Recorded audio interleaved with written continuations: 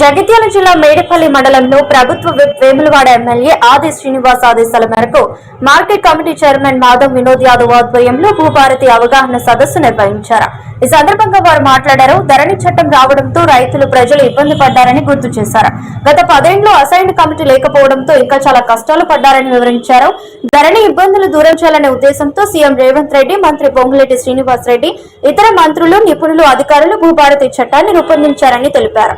కార్యక్రమంలో మేడిపల్లి మండల కాంగ్రెస్ పార్టీ అధ్యక్షుడు ఏనుగు రమేష్ రెడ్డి, మండల ప్రధాన కార్యదర్శి చేపూరి నాగరాజు, ప్యాక్స్ చైర్మన్ గడ్డం శ్రీనివాస్ రెడ్డి, మాజీ ZPTC Kundarapu Jalandhar, market committee director Balagam Rajesh, SSL మండల అధ్యక్షులు మిహిదారి లాజర్, మండల కాంగ్రెస్ నాయకులు వెలమ నవీన్ రెడ్డి, దాసరి శంకర్, ఉరుమండల నర్సయ్య, ఎండి జాఫర్, డోనిపల్ శంకర్ మరియు తదితరులు మండల రైతులు పాల్గొన్నారు.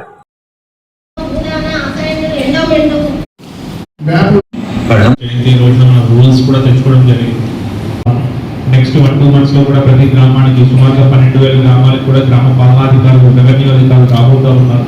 ఆ గ్రామంలో ఉన్న రికార్డ్స్ అన్ని కూడా అక్కడే మెయింటైన్ చేస్తాం. గ్రామంలో ఏమైనా ఇష్యూస్ ఉన్నా కూడా లోకల్ లెవెల్లోనే సాల్వ్ అవుతాయి.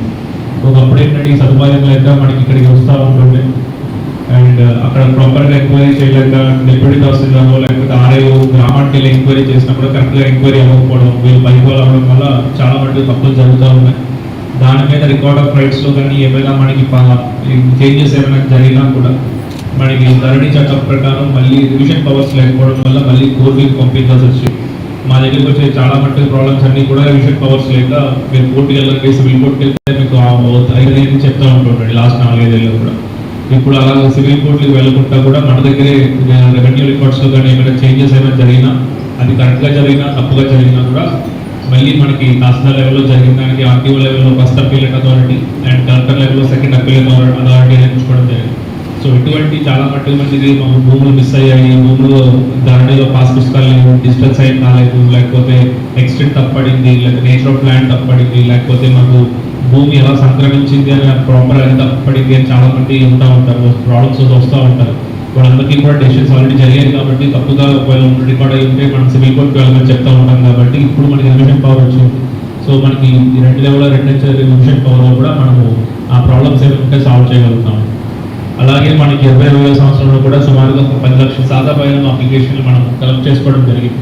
కాకపోతే మనకి ధరణి చట్టంలో సాదా పైన మనం రెగ్యులరైజ్ చేసుకునే పవర్ లేకపోవడం వల్ల మనకి కోర్టులో సమస్యలు వచ్చి ఆ ప్రాసెస్ ముందుకు జరగలేదు. సో అలాగా ఎవరైతే మనకి సాదా బైనామా ద్వారా చేతుల్లో ల్యాండ్లు మారాయో వాళ్ళందరూ కూడా మళ్ళీ డబుల్ సేల్, ట్రిపుల్ రిజిస్ట్రేషన్లు గట్రా చాలా ఫ్రాడ్లు కూడా జరిగాయి. రికార్డ్స్లో మార్పులు చేతులు అమ్ముకోవడం వల్ల ఆస్తులు వేరే వాళ్ళు ఉన్నా కూడా వీళ్ళు పాత రికార్డులు పాత అమ్మిన వాళ్ళు మళ్ళీ సెకండ్ థర్డ్ టైం అమ్ముకోవడం కూడా జరిగింది. దాని బట్టి చాలా ప్రాబ్లమ్స్ కూడా రావడం జరిగింది. సో దానికి ఎప్పటికైనా మనకి ఏదో సొల్యూషన్ ఉండాలి కాబట్టి దానికి ఈసారి భూభారతి చట్టంలోనే మనకి చట్టంలోనే పెట్టుకోవడం జరిగింది. ఆర్టీఓ అథారిటీగా కూడా గైడ్ లైన్స్ ఇచ్చిన తర్వాత ఆర్టీఓ అప్పీలేట్ ఆర్టీఓ అథారిటీ అవుతారు. ఆ అథారిటీ తీసుకొని భూ సమస్యల శాశ్వత పరిష్కారం, భూ రికార్డుల నిర్వహణలు,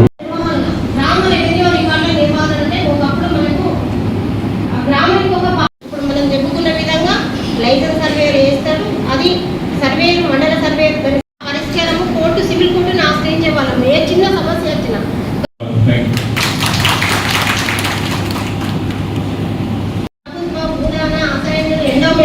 వక్ఫులకు పట్టాలు పొంది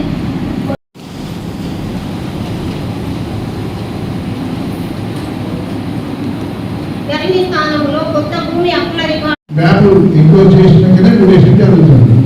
మరియు ఇంతకుముందు రూల్స్ కూడా తెచ్చుకోవడం